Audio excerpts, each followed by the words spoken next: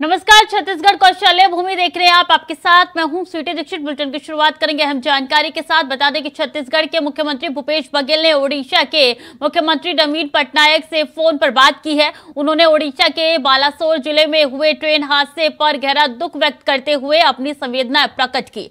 भूपेश बघेल ने नवीन पटनायक से कहा है कि छत्तीसगढ़ की ओर से ओडिशा को हर संभव मदद की जाएगी। बघेल ने कहा है कि छत्तीसगढ़ के लोग हताहतों के परिजनों के दुख में साथ खड़े हैं, घायलों के शीघ्र स्वास्थ्य लाभ की कामना करते हैं।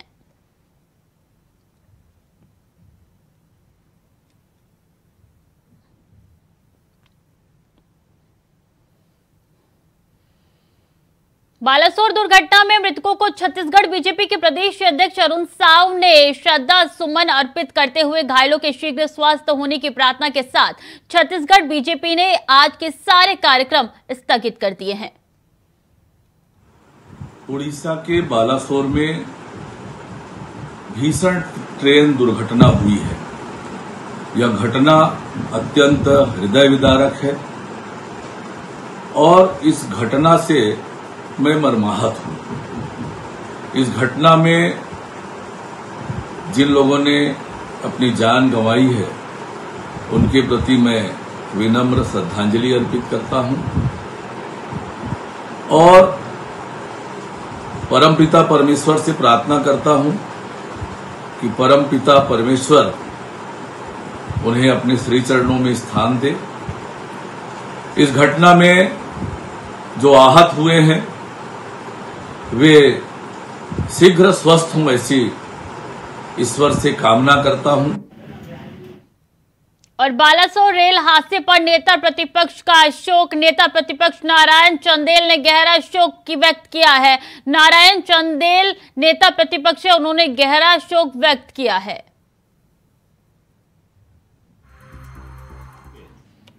बालेश्वर में एक भीषण और दर्दनाक रेल दुर्घटना घटित हुई है, जिसमें सैकड़ों की संख्या में लोगों की मृत्यु हुई है और बड़ी संख्या में इस रेल दुर्घटना में यात्रीगण, नागरिकगण आहत हुए हैं और गंभीर रूप से दुर्घटनाग्रस्त हुए हैं। हम मृतकों के प्रति अपनी विनम्र श्रद्धांजलि अर्पित करते हैं। मृतकों के परिवार के प्रति अपनी गहरी शोक संवेदना व्यक्त करते हैं और जो घायल हैं उनके शीघ्र स्वास्थ्य लाभ की ईश्वर से कामना करते हैं। मुख्यमंत्री भूपेश बघेल 3 जून को रायगढ़ में आयोजित राष्ट्रीय रामायण महोत्सव 2023 के समापन समारोह और केलो महाआरती में शामिल होंगे। निर्धारित कार्यक्रम के अनुसार मुख्यमंत्री बघेल रायपुर के स्वामी विवेकानंद एयरपोर्ट से शाम 4 बजे विमान से रवाना होकर 4:30 बजे रायगढ़ पहुंचेंगे और वहां रायगढ़ के सर्किट हाउस में शाम 5:45 पर कई प्रतिनिधि मंडलों से मुलाकात करेंगे। फिर उसके बाद मुख्यमंत्री शाम तकरीबन 6:30 बजे रायगढ़ में केलो महाआरती में शामिल होंगे। सीएम बघेल इस कार्यक्रम के बाद रामलीला मैदान में राष्ट्रीय रामायण महोत्सव 2023 के समापन समारोह में भी शिरकत करेंगे। मुख्यमंत्री रायगढ़ में रात्रि विश्राम भी करेंगे।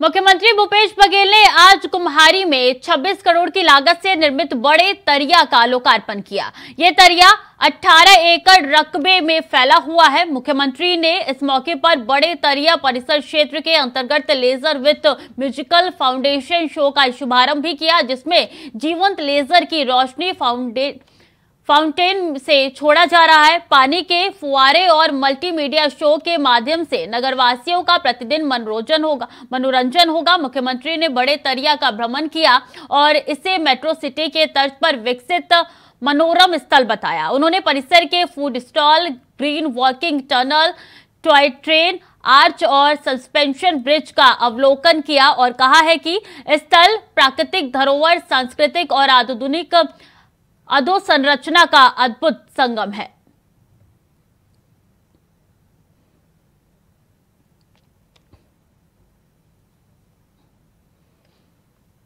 तो वहीं अहम जानकारी जहां सुकमा में जवानों और नक्सलियों के बीच मुठभेड़ हुई है। रगड़ गट्टा के जंगलों में डीआरजी जवानों और नक्सलियों में मुठभेड़ हुई है। मुठभेड़ में 3 से 4 नक्सली घायल हो गए हैं। घायलों को अस्पताल में वहां पे बता दें कि घायल नक्सलियों को नक्सली लेकर भागे हैं। एसपी ने इसकी पुष्टि की है। तो मुठभेड़ में 3 से 4 नक्सली घायल हुए हैं और घायलों नक्सलियों को नक्सली लेके भाग गए हैं। एसपी ने इस पूरे मुठभेड़ की पुष्टि की है और एसपी की तरफ से ये जानकारी साझा की गई है। तो सुकमा में जवानों और नक्सलियों के बीच में मुठभेड़ हुई है। बता दें सुकमा में नक्सलियों और जवानों के बीच में मुठभेड़ हुई है। इसमें रगड़ा गट्टा के जंगलों में डीआरजी जवानों और नक्सलियों के बीच ये मुठभेड़ हुई है। कई नक्सली घायल हुए जिनको बाकी नक्सली लेके चले गए हैं, भाग गए हैं। एसपी ने इस बात की पुष्टि की है। 3 से 4 इसमें नक्सली घायल बताए जा रहे हैं।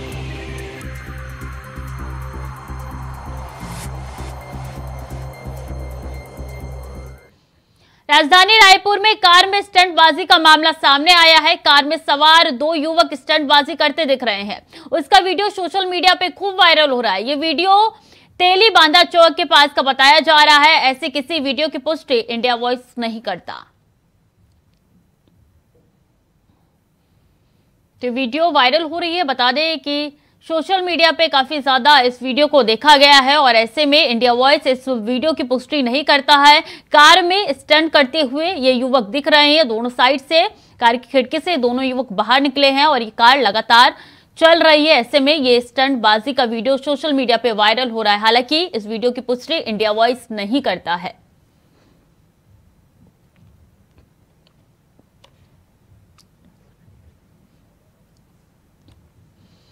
और हैवी इंडस्ट्रीज एरिया में तालाब के पास मिली है लाश। पहचान ओम प्रकाश साहू अकलोडी निवासी के रूप में हुई है। मयूरा फैक्ट्री के पीछे तालाब के पास की पूरी घटना बताई जा रही है। मृतक के शरीर पर चोट के निशान भी मिले हैं। पूरा मामला पुरानी भिलाई 3 थाना क्षेत्र का है। तो बता दें कि हैवी इंडस्ट्री एरिया में तालाब के पास लाश मिली है और शव पे चोट के निशान भी मिले हैं और इस पूरे मामले को संज्ञान में लेते हुए पुलिस आगे की जांच पड़ताल में जुट चुकी है। मृतक के शरीर पर चोट के निशान भी पाए गए हैं। तो हैवी इंडस्ट्रियल एरिया में तालाब के पास लाश मिली है और बता दें पूरा मामला ये पुरानी भिलाई 3 थाना क्षेत्र का बताया जा रहा है।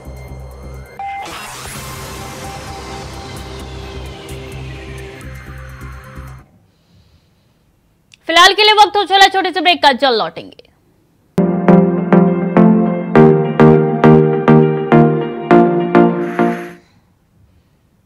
ब्रेक के बाद एक बार फिर से स्वागत है आपका। खबरों में आगे बढ़ेंगे। शादी का प्रलोभन देकर किया दुष्कर्म, पीड़िता ने कराई मोहननगर में शिकायत दर्ज। ग्वालियर का निवासी बताया जा रहा है। आरोपी 376, 377 और 506 का मुकदमा दर्ज किया गया है। लोकेशन ट्रेस कर नागपुर से आरोपी पकड़ा गया है। पूरा मामला दुर्ग के मोहननगर थाना क्षेत्र का है। तो बता दें पीड़िता ने मामले की शिकायत कराई है मोहननगर थाने में और इसी के साथ कई धाराओं में केस दर्ज किया गया है। तो शादी का प्रलोभन देकर दुष्कर्म किया गया है और इसी के साथ पीड़िता ने मामला दर्ज करा लिया है और फोन को ट्रेस करके लोकेशन ट्रेस करके आरोपी पकड़ा गया है। बता दें पूरा मामला दुर्ग के मोहननगर थाना क्षेत्र का बताया जा रहा है। पुलिस ने ये शिकायत पीड़िता के आधार पर केस दर्ज कर लिया है और शादी का प्रलोभन देकर दुष्कर्म किया गया है। पीड़िता ने शिकायत दर्ज कराई है और कई मामलों में ये केस दर्ज हुआ है। कई धाराओं के तहत ये केस दर्ज कराया गया है और लोकेशन ट्रेस करके आरोपी को पुलिस ने पकड़ लिया है।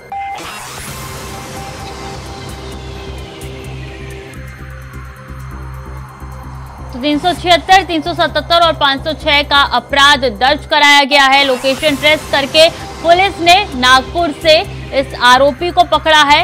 इसके ऊपर इल्जाम है कि शादी का प्रलोभन देकर, शादी का झांसा देकर दुष्कर्म किया गया है। फिलहाल पीड़िता ने केस दर्ज करा दिया है। पुलिस आगे की जांच पड़ताल में जुट चुकी है और बता दें मोहननगर थाना क्षेत्र में ये केस दर्ज कराया गया है। दुर्ग का ये पूरा मामला है।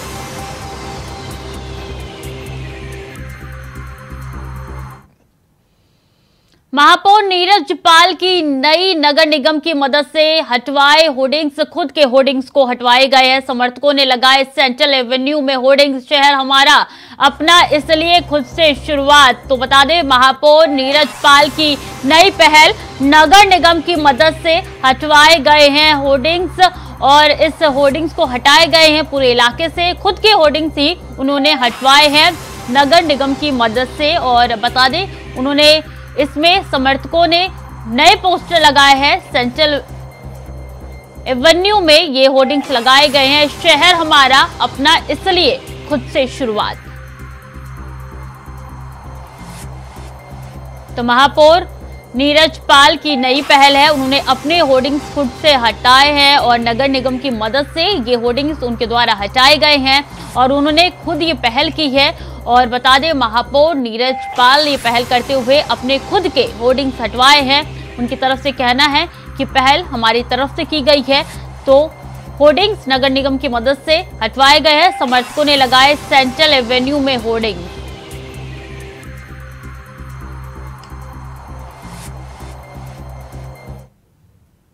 राष्ट्रीय रामायण महोत्सव के दूसरे दिन आज प्रसिद्ध भजन गायक लखबीर सिंह लखा और बाबा हंसराज रघुवंशी के गीतों ने दर्शकों का मन मोह लिया। दोनों कलाकारों ने भजन के जरिए भगवान राम की कहानी की सुमधुर प्रस्तुति दी। इस दौरान पूरा रामलीला मैदान भगवान श्री राम के जय घोष से गूंज उठा।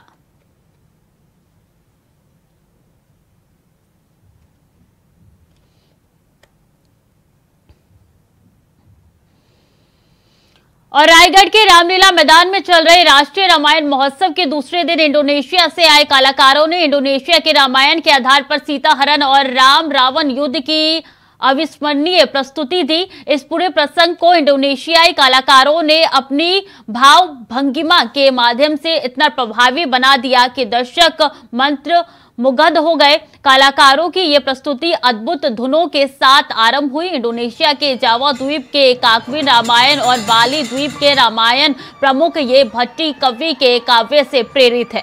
बाली द्वीप में भारतीय सभ्यता स्थानीय प्रभाव के साथ अक्षत है। विद्वान मानते हैं कि इस पर दक्षिण का प्रभाव अधिक है, इसलिए इनकी भाव मुद्रा दक्षिण के कथकली कलाकारों जैसी है।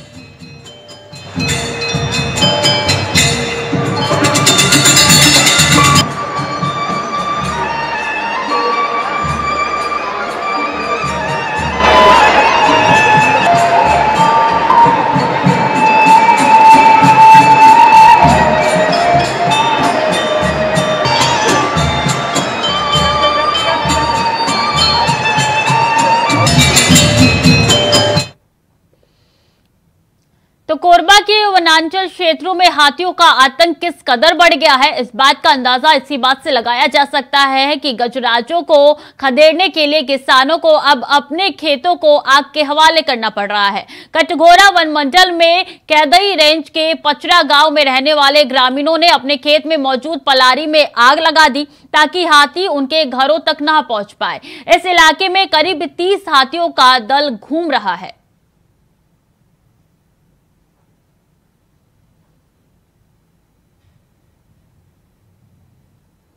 तो हाथियों का दल घूम रहा है और ये चिंता का विषय है। और बता दें कि वन विभाग को इसकी सूचना दी गई है, लेकिन अभी तक हाथियों के दल को हटाया नहीं गया है। इसी से चिंतित होकर तमाम किसानों ने अपने ही फसल में आग लगा दी है और ताकि ये उनके घरों तक नहीं पहुंच पाए। और इस वजह से ये तस्वीर निकल के सामने आ रही है जब हाथियों को खदेड़ने के लिए खुद ही के खेत में आग लगाई गई है किसानों द्वारा। तो किसानों ने पलारी में आग लगाई है जिसकी तस्वीरें आप तक पहुंचा रहे। बता दें, कई दिनों से यहाँ पे हाथियों ने आतंक मचा रखा है। भारी संख्या में हाथियों का झुंड घूम रहा है। ऐसे में कई यहाँ के परिवार चिंता में है और इसलिए ये कदम उनकी तरफ से उठाया जा रहा है। हाथियों को खदेड़ने के लिए यहाँ पे आग लगाई जा रही है पलारी में।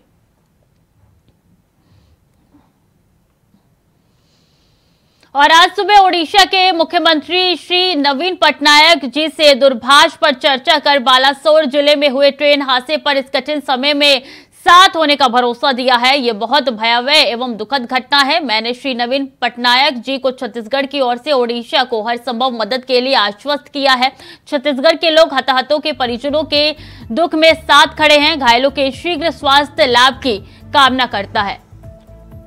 ट्वीट किया है भूपेश बघेल ने, मुख्यमंत्री भूपेश बघेल ने, जो ओडिशा में हादसा हुआ है उस हादसे को लेकर उन्होंने वहां के मुख्यमंत्री से बातचीत की है। उन्होंने हर संभव मदद देने की बात की है वहां के मुख्यमंत्री से, और साथ में जो घायल हुए उनके जल्द स्वस्थ होने की कामना भी मुख्यमंत्री द्वारा की गई है। तो मुख्यमंत्री भूपेश बघेल ने ट्वीट करके जानकारी दी है कि उन्होंने नवीन पटनायक से बातचीत की है। उन्होंने जो भी वहां पे कमी है और हर संभव मदद दिलाने के लिए उन्होंने आश्वस्त किया है। ये मुख्यमंत्री का ट्वीट है जो आपके साथ साझा कर रहे हैं।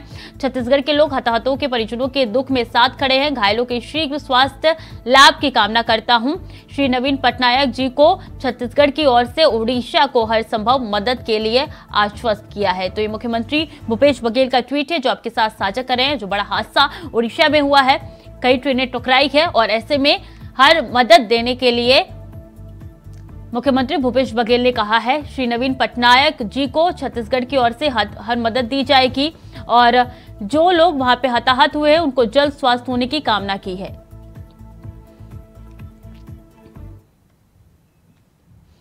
और छत्तीसगढ़ विधानसभा चुनाव को देखते हुए छत्तीसगढ़ के गजलपुरा शहर में प्रदेश कांग्रेस कमेटी द्वारा संभागीय कार्यकर्ता सम्मेलन का आयोजन किया गया है, जिसमें सीएम भूपेश बघेल, कांग्रेस छत्तीसगढ़ प्रभारी Kumari Shailja, all India Congress committee के संयुक्त सचिव विजय जांगड़ीड, सह प्रभारी सप्तगिरी उल्का, पीसीसी अध्यक्ष मोहन मरकाम समेत तमाम बड़े नेता और 1500 से अधिक कार्यकर्ता उपस्थित रहे।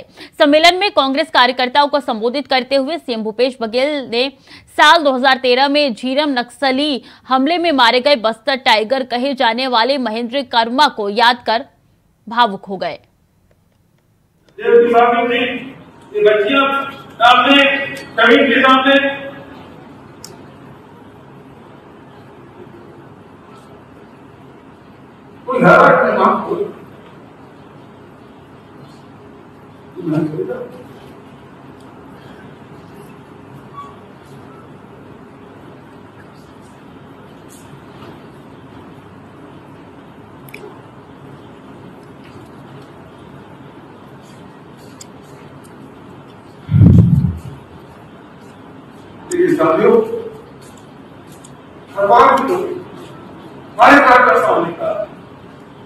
मूर्ति का नाम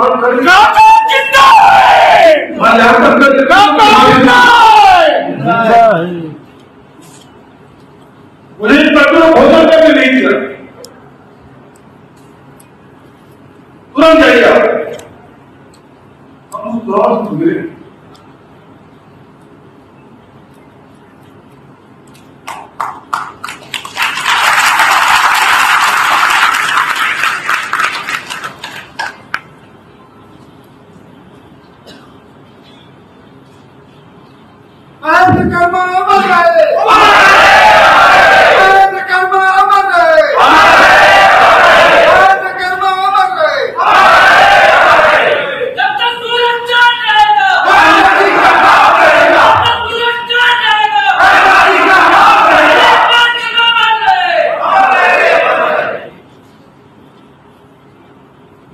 उसके बाद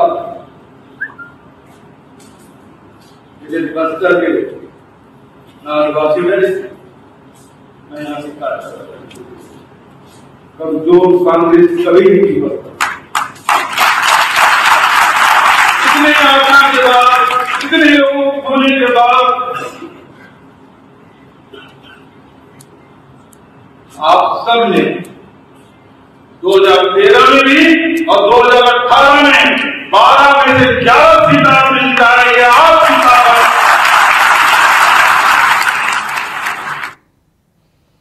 और रायपुर में मुख्यमंत्री भूपेश बघेल ने बस्तर के लिए रवाना होने से पहले एयरपोर्ट पर पत्रकारों से चर्चा की। इस दौरान कई सवालों का जवाब दिया उन्होंने। इस बीच मुख्यमंत्री भूपेश बघेल ने आरएसएस प्रमुख मोहन भागवत पर जोरदार हमला बोला है। मुख्यमंत्री भूपेश बघेल ने कहा है कि राहुल गांधी आज एक सामान्य नागरिक है, कांग्रेस के नेता है, फिर भारतीय जनता पार्टी को इतनी तकलीफ क्यों हो रही है। वो खुद ही मानते हैं कि राहुल गांधी ही देश के सबसे बड़े नेता है। इस कारण से पूरे केंद्रीय मंत्री भारतीय जनता पार्टी के राष्ट्रीय प्रवक्ता अब मोहन भागवत भी कूद पड़े हैं। मोहन भागवत कहते हैं कि विदेश में जाकर जो देश का अपमान करता है वो देश विरोधी है। लेकिन जब प्रधानमंत्री नरेंद्र मोदी विदेश में जाकर कहते हैं कि भारत में पैदा होना दुर्भाग्य की बात है, तब मोहन भागवत कुंभकर्ण की नींद में सोए थे। तब उनको नहीं बताना था ये भारत और देश का अपमान है। उस समय यदि बोले होते तो बात समझ में आती। मोहन भागवत अपनी सांस्कृतिक संगठन के अध्यक्ष है। आपसे उम्मीद की जाती है कि आप निष्पक्ष रहे, लेकिन आप निष्पक्ष दिखाने का भी प्रयास नहीं कर रहे हैं। ये सी बात है, जिन्ना की मुस्लिम लीग अलग है और यहाँ केरल में मुस्लिम लीग है वो अलग है। और वो यदि वहाँ के मुस्लिम लीग है पाकिस्तान वाले, तो आज तक के तो उसके रजिस्ट्रेशन समाप्त हो जाता। लेकिन दिग्भ्रमित करने के लिए लगातार इस प्रकार की बातें वो कर रहे हैं। देखिए, एक चीज़ है, पहले जब राहुल गांधी जी जब अध्यक्ष थे तब कहते परिवारवाद चला रहे हैं, उन्होंने अध्यक्ष पद त्याग दिया। उसके बाद भी राहुल गांधी की लोकप्रियता में कमी नहीं आई और भारत जोड़ो यात्रा में निकले तो उन्होंने उनकी सदस्यता ले ली। मतलब अभी तक के हिंदुस्तान में डिफेमेशन केस में इतनी बड़ी सज़ा किसी को नहीं मिली है जितना राहुल गांधी जी को दिया गया। आज तो एक सामान्य नागरिक हैं, कांग्रेस के नेता हैं, फिर भारतीय जनता पार्टी की इतनी तकलीफ क्यों हो रही है। मतलब खुद ही मानते हैं कि राहुल गांधी जी ही देश के सबसे बड़े नेता हैं और इस कारण से पूरे केंद्रीय मंत्री, भारतीय जनता पार्टी के राष्ट्रीय प्रवक्ता, अब तो मोहन भागवत जी भी कूद पड़े हैं। तो मोहन भागवत जी कहते हैं कि विदेश में जाकर जो देश के, क्या शब्द प्रयोग किया, देश के अपमान करते हैं तो वो देश विरोधी हैं। तो सबसे पहले मोहन भागवत जी, जब प्रधानमंत्री जी विदेश में जाकर ये कहते हैं कि भारत में पैदा होना दुर्भाग्य की बात है, ये उन्होंने कहा था, रिकॉर्ड कहा था, विदेश में जाकर कहा था। तब मोहन भागवत जी क्या कुंभकर्णी नींद में सोए हुए थे? तब उनको नहीं बताना था कि ये भारत का अपमान है, देश का अपमान है? और उस समय यदि बोले होते तब बात समझ आती। मोहन भागवत जी, आप सांस्कृतिक संगठन के अध्यक्ष हैं, आपसे उम्मीद की जाती है आप निष्पक्ष रहें। आप निष्पक्ष दिखने के भी प्रयास नहीं कर रहे हैं। ये कहा है एक सांस्कृतिक संगठन, ठीक है। चुनाव से पहले बीजेपी। तो फिलहाल के लिए बुलेटिन में इतना ही। खबरें लगातार जारी है, देखते रहिए इंडिया वॉइस।